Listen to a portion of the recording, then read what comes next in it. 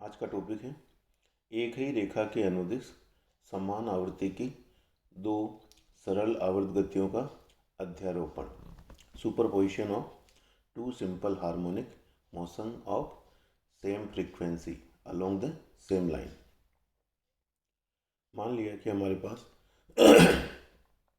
समान आवृत्ति ओमेगा की दो सरल आवर्त गतियाँ जिनके आयाम क्रमशः A1 तथा A2 है, एक रेखा के अनुदिश गतियाँ कर रही हैं।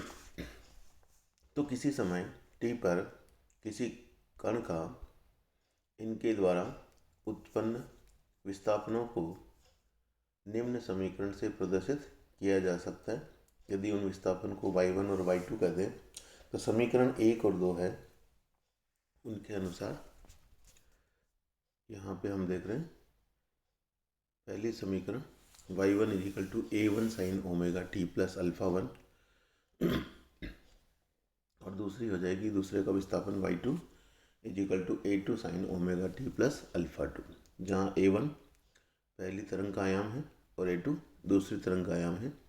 ओमेगा कोणीय आवृत्ति है, अल्फा 1 और अल्फा 2 यहाँ पे कला विस्थापन हो जाएगा, फेज एंगल कहेंगे।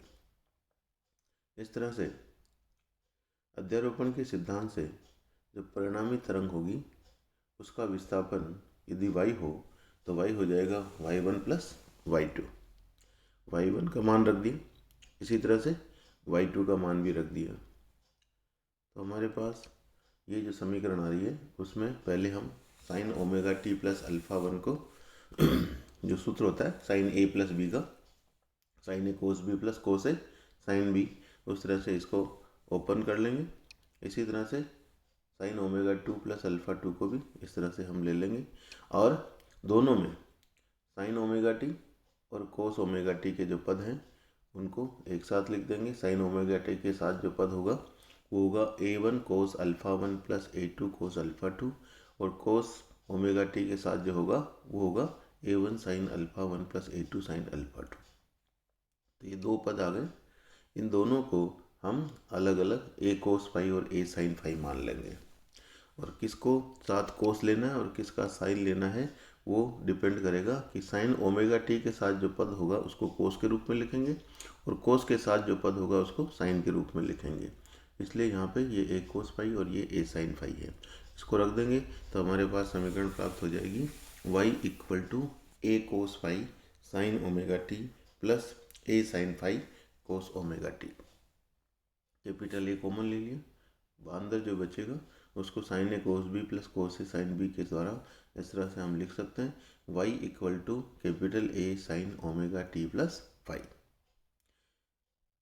तो समीकरण हमारे पास 4 और 5 जो A कोस फाई और A साइन फाई थे, यदि उनको स्क्वायर करके जोड़ दें, क्योंकि हम जानते हैं sine square phi plus cos square phi क्या होता है 1 होता है, तो दोनों को जोड़ने पे A स्क्वायर कॉमन आ जाएगा और हमारे पास इस तरह से cos square plus plus sine square phi को हम 1 लिख सकते हैं और उसका जो मान होगा वो हमारे पास इस तरह से ये पूरी जो समीकरण है उसके अनुसार आ जाएगा।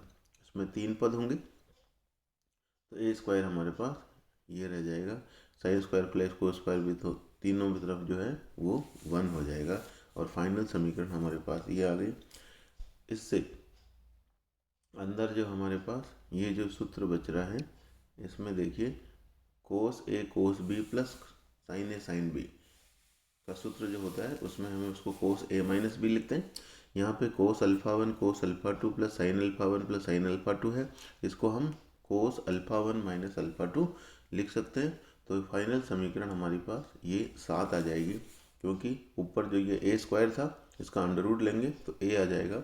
A equal to A1 square plus A2 square plus 2A1 A2, ये A2 नीचे होना चाहिए था, कोस अल्फा 1 माइनस अल्फा 2 की पावर 1/2। तो समीकरण 7 एक तरह से कैपिटल A को बता रहा है और कैपिटल A परिणामी तरंग का आयाम हो गया। तो समीकरण 7 हमारे पास जो दोनों तरंगें थी y1 और y2 विस्थापन था, परिणामी तरंग का विस्थापन y था, उसका जो मान था A sine omega T plus phi जो समीकरण 6 में है, इसका जो आयाम है कैपिटल A वो समीकरण 7 के द्वारा बताया जा रहा है। अब हमें फाई निकालना है, तो हम 4 और 5 में जो a कोस फाई और a साइन फाई है, तो 5 में 4 का भाग देंगे तो हमारे पास इस समीकरण 8 के अनुसार टेन फाई आ जाएगा, जो कि a1 sine alpha 1 plus a2 sine alpha 2 upon a1 cos alpha 1 plus a2 cos alpha 2 के बराबर हो जाएगा। इस अगर फाई निकालना है तो हम टेन इनवर्स करके समीकरण 8 की सहायता से उस कला कोण का मान निकाल सकते हैं, क्योंकि समीकरण 6 के अंदर परिणामी तरंग का विस्थापन y a sine omega t plus phi है, तो फाई उसका कला कोण समीकरण 8 से निकाल सकते हैं। तो उपरोक्त समीकरणों के विश्लेषण से यह ज्ञात होता है कि समीकरण 6 समीकरण 1 तथा 2 के रूप ही है। आपने देखा ये समीकरण 1 और 2 थी और ये समीकरण 6 थी, दोनों एक जैसी है। a1 a2 दोनों समीकरणों की जो तरंग थी उनका आयाम है और कैपिटल ए परिणामी तरंग का है। वहाँ पे कला कोण अल्फा 1 अल्फा 2, यहाँ पे कला कोण फाई है। तो इस तरह से हम समीकरण जो 6 वो बता रहा है कि वो 1 और 2 के समरूप है और परिणामी दोलन का आयाम कैपिटल ए है तथा कला कोण फाई है। कैपिटल ए तथा फाई का मान समीकरण 7 और 8 से हम प्राप्त करते हैं, ये भी आपने निकाल लिया। और 7 और 8 में ये ध्यान रखें, 7 के अंदर ये 2a1 a2 है, न कि 2a1 a स्क्वायर। ये प्रिंटिंग मिस्टेक है, इसको आप करेक्ट कर दें। परिणामी दोलन का जो आवर्तकाल है तथा आवृत्ति है वो प्रारंभिक दोलनों के आवर्तकाल तथा आवृत्ति के बराबर है। इस प्रकार से एक ही रेखा के अनुदिश समान आवृत्ति की दो सरल आवर्त गतियों के अध्यारोपण पर प्राप्त परिणामी दोलन भी एक सरल आवर्ती दोलन होगा। इसका परिणामी आयाम कैपिटल ए तथा कला कोण फाई है। कि यहाँ से स्पष्ट है, हम जो कह रहे हैं आवृत्ति कि हमने यहाँ पे भी sign omega T plus five alpha 1 लिया या sign omega T plus alpha 2, और परिणामी तरंग आई उसमें भी कैपिटल ए साइन, तो ओमेगा तीनों में कॉमन है, इसलिए हम कह रहे हैं उनकी आवृत्ति समान है। आवृत्ति समान है तो आवर्तकाल भी समान है। ये ध्यान में रखें कि हमारे पास जो तरंग हम सुपरपोजिशन प्रिंसिपल ले रहे हैं उसमें दोनों तरंग जो माध्यम में आरोपित हो रही है और हम उनकी आवृत्ति समान ले रहे हैं और इसलिए आवर्तकाल भी समान होता है। लेकिन यदि विशेष अवस्था हो कि उनके कला कोण भी बराबर हों, alpha 1 equal to alpha 2 equal to alpha हो, तो कैपिटल ए क्या हो जाएगा, a1 प्लस a2 हो जाएगा। क्योंकि इस सूत्र के अंदर जो हमारे पास ये कैपिटल ए है उसमें अल्फा 1 अल्फा 2 बराबर कर देंगे तो कोस 0 हो जाएगा और कोस 0 1 होता है, इसलिए ये a1 square plus a2 square plus 2a1 a2 बचेगा, a1 square plus a2 square plus 2a1 a2, और उसको हम a1 प्लस a2 का होल स्क्वायर लिख सकते हैं। ठीक है, तो कैपिटल ए अंडर रूट ले लेंगे तो होल स्क्वायर गायब हो जाएगा और ये सही लिखा है कि कैपिटल ए तब a1 प्लस a2 के बराबर हो जाएगा।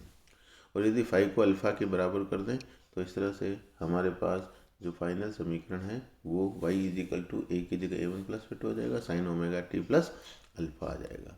तो जैसी परिस्थिति है हमारे पास जो परिणामी तरंग का जो आयाम है वो अल्फ़ा 1 अल्फ़ा 2 पर निर्भर करता है कि अल्फ़ा 1 अल्फ़ा 2 दोनों तरंगों के कला कोण में जो अंतर है जिसको हम अल्फ़ा 1 माइनस अल्फ़ा 2 कह रहे हैं, जो कि कलांतर है, वो कितना है उस पर इस कोस का मान निर्भर करेगा।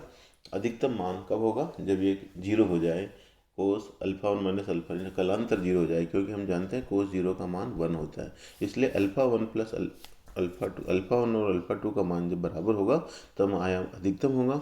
और यदि अल्फ़ा 1 और अल्फ़ा 2 बराबर नहीं है, कोस 0 की जगह कोस 180 है, यानी विपरीत कला में हो, तो इसका मान -1 होगा। तब हम देखते हैं इस आयाम का मान क्या हो जाएगा, a1 माइनस a2 हो जाएगा। ठीक है, तब ये हम कहेंगे आयाम न्यूनतम होगा। और आपने देखा भी होगा, स्कूल लेवल पे भी पढ़ा होगा, परिणामी एक तरंग ये है और दूसरी तरंग ये है तो रिजल्टेंट हमारे पास ये हो जाता है। यहाँ पर विपरीत कला में जब मिलते हैं तो आयाम न्यूनतम हो जाता है। तो इसकी एप्लीकेशन है, आगे हम और पढ़ेंगे जब इसकी एप्लीकेशन काम आएगी। धन्यवाद।